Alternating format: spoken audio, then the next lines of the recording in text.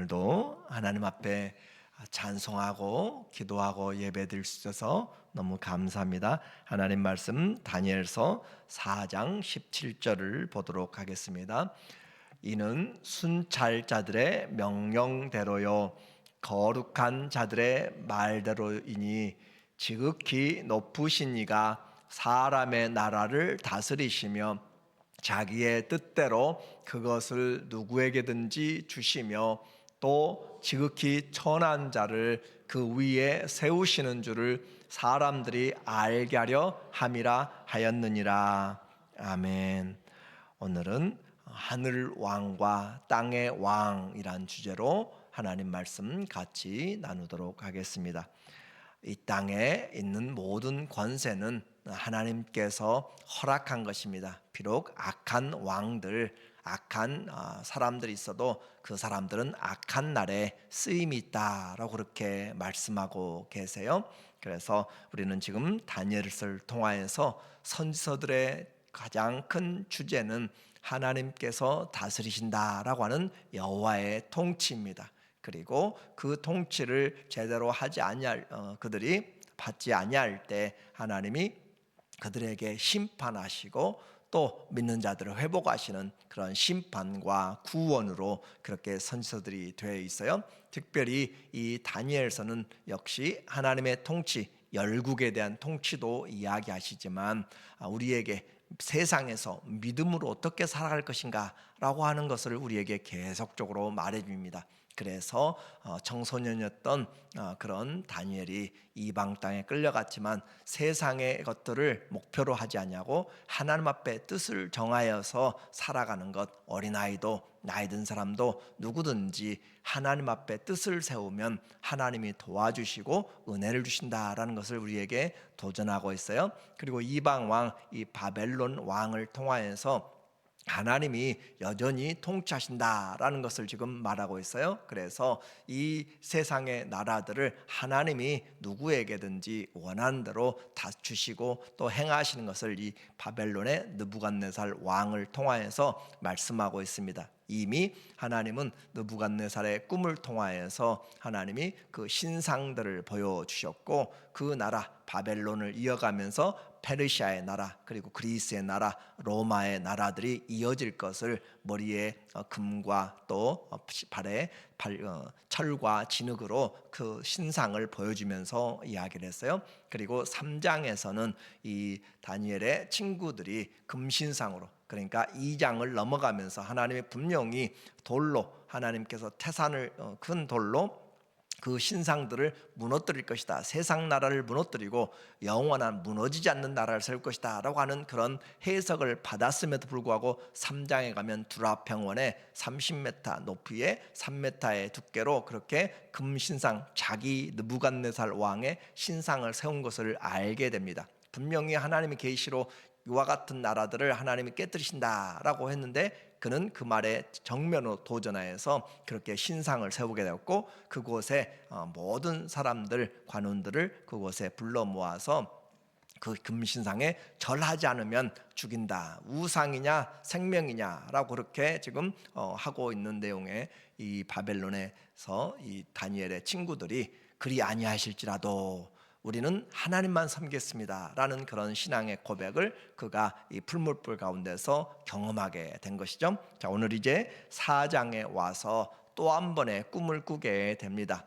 이 성경이 완성되기 전에는 하나님이 선지자들의 말과 또 꿈으로 그렇게 환상으로 많이 계시들을 했던 것들을 알게 돼요.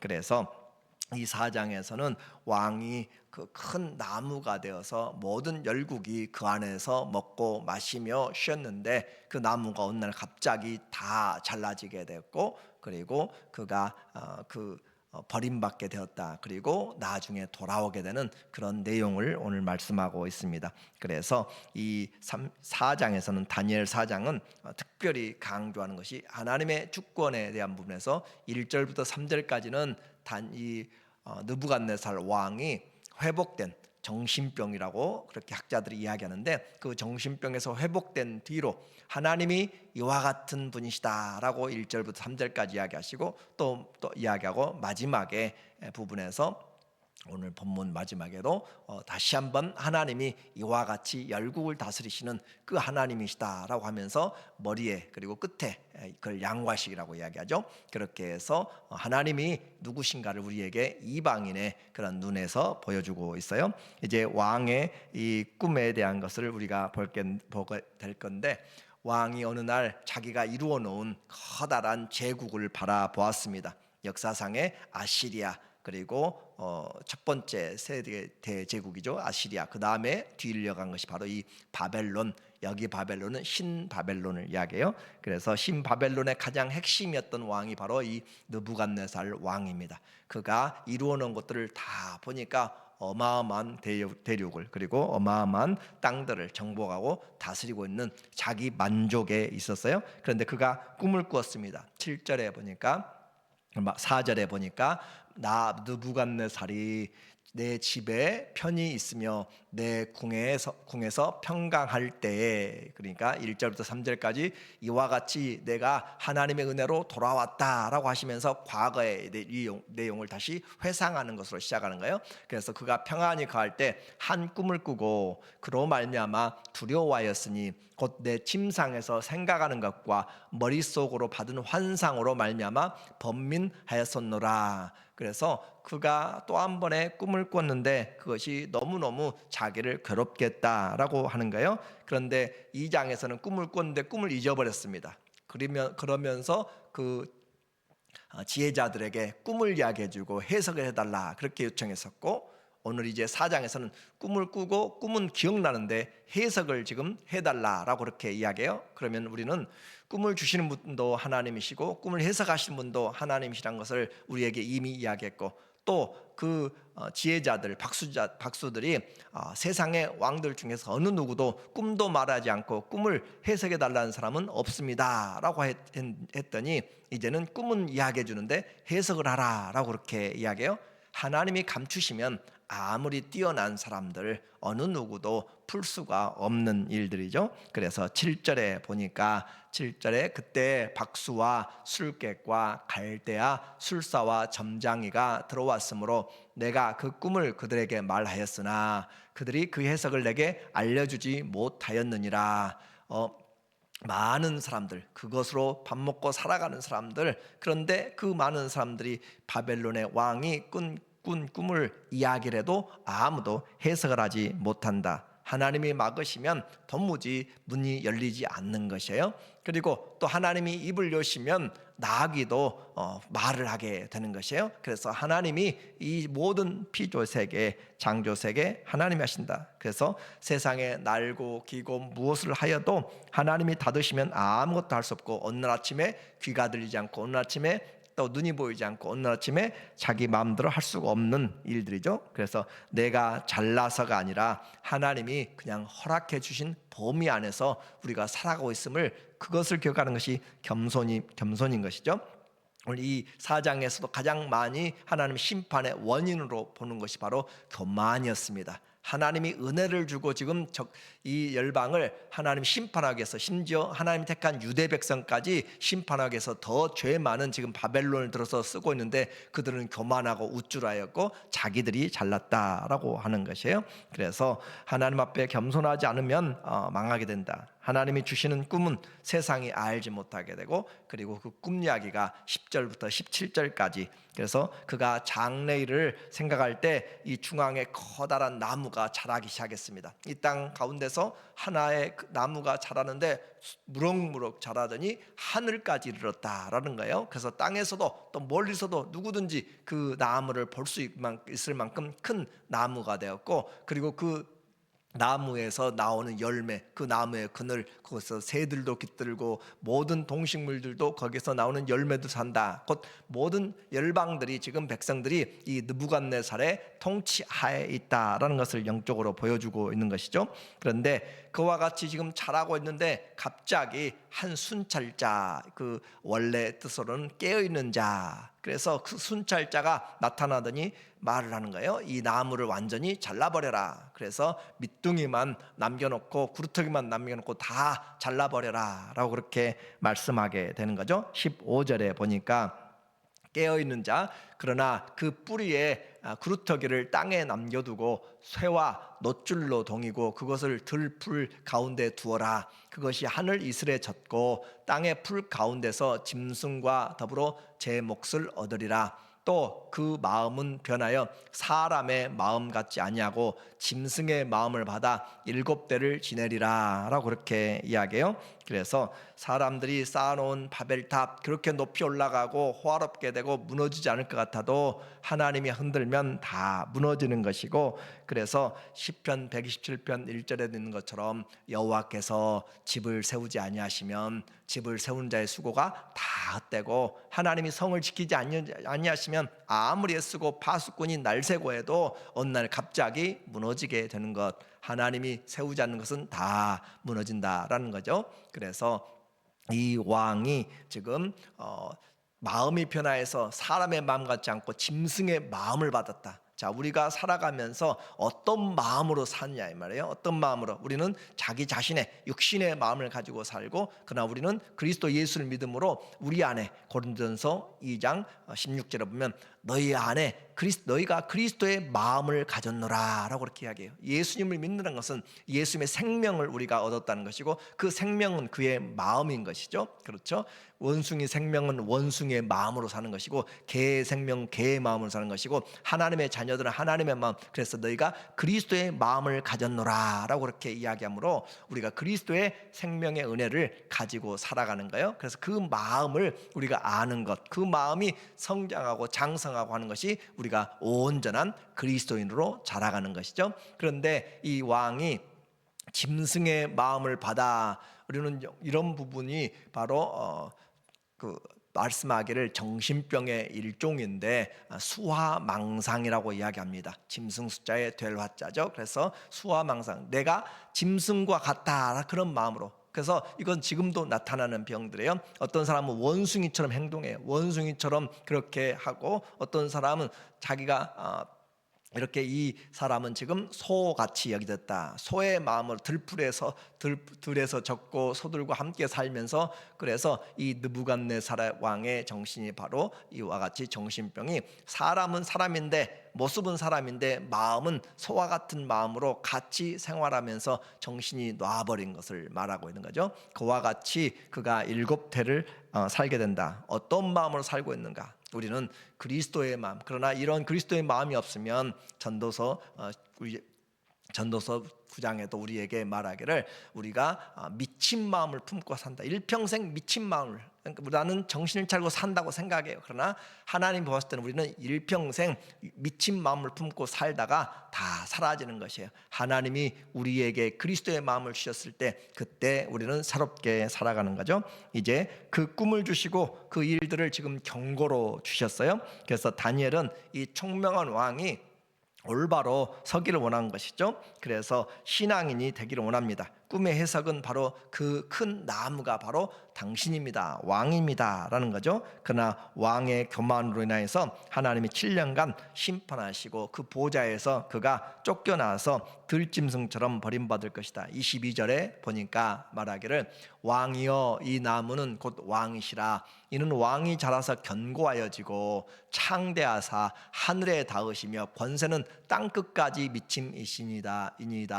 왕이 보신즉 한 순찰자, 한 거룩한 자가 하늘에서 내려와서 이르기를 그 나무를 베어 없애라. 그러나 그 뿌리의 그루터기는 땅에 남겨두고 쇠와 놋줄로 동이고 그것을 들불 가운데 두라. 그것이 하늘 이슬에 젖고 또 들짐승과 더불어 제 몫을 얻으며 7대를 지내리라 하였나이다. 그리고 다니엘은 그에게 경고를 하는 거예요. 왕이여, 당신이 지금부터라도 겸손하게 행하면 하나님이 혹시 은혜를 주실 것입니다. 27절에 그에게 유예의 기간을 줘요. 그런즉 왕이여, 내가 아뢰는 것을 받으시고 공의를 행함으로 죄를 사하고 가난한 자를 긍휼히 여김으로 죄악을 사하소서. 바벨론의 군대 악하기로 세상 역사에 아주 잔인하게 나와 있는 것이죠. 그 바벨론의 군대, 그리고 그것을 지배하고 있는 이 느부갓네살, 그래서 공의를 행하라.